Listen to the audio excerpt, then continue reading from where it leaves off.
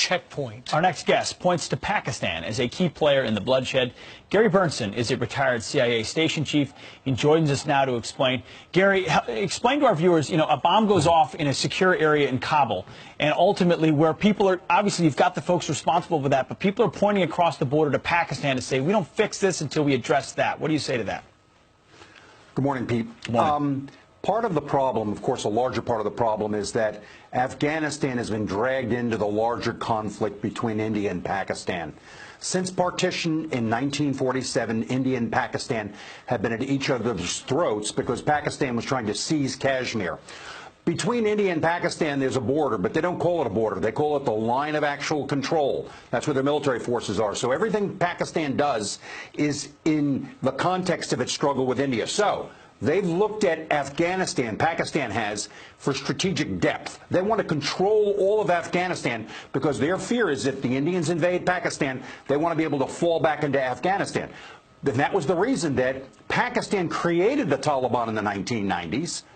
And at one point, the Pakistanis even thought about storing nuclear weapons in Afghanistan. How's that for crazy? So the point here is that with the Americans on the ground there, and the Americans have allied themselves with India, India is gaining an influence inside of Afghanistan. The Indians are giving like $1 billion worth of scholarships. They're doing all sorts of things there. This really makes Pakistan concerned and very, very worried. But the point is this is instability in Afghanistan or recontrol. If the Taliban were to seize control of Afghanistan again, the Pakistanis would control it. They would control that space, and they look at it in the larger narrative of their struggle with India. But the problem is they're killing Americans. Yes. The Pakistani support to the Taliban, to the Haqqani network, to any of these militant groups, these 24 militant groups that have operated over their borders, and the million jihadis that have been trained on their territory in the last 20 years, injures and hurts and kills Americans right now. And so therefore, President Trump's statements against them were spot on. We can't do anything here until this problem is fixed in Pakistan, and we may even have to start crossing the border more aggressively to deal with these with the Pakistanis if they don't stop this. So is that the plan, Gary? Then, I mean, look here. It's clear that Pakistan is providing for the safe haven for the Taliban. Let's just call it exactly what it is. Do they go across the border? I mean, let's not forget that Bin Laden was found basically in the shadows of Pakistan's version of West Point, and yet when we asked him where he was, he said, "Nope, no idea where he is." Do we go in? Yeah. What does the president do? Well, the point here is we have to act against those militant organizations in those sanctuaries. And we can either do it or we can do it with surrogates. The point is look, I was the person that was the architect of what we did in Tora Bora, and the Pakistanis helped Bin Laden get out there too.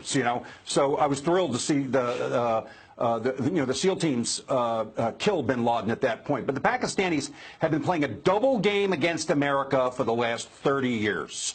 And so, therefore, we need to cut them off politically, cut them off economically. We need to put significant pressure on them.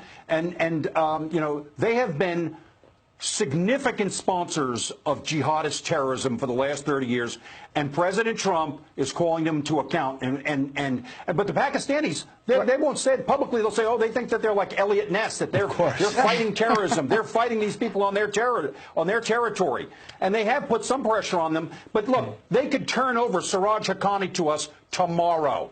They should. Maybe if the president continues the pressure, we will get him back, and we should. Thank you for giving us a lot of insight into this. A lot of people don't know all the background, and you really were pretty amazing in explaining it to us. Thank you so much, Gary.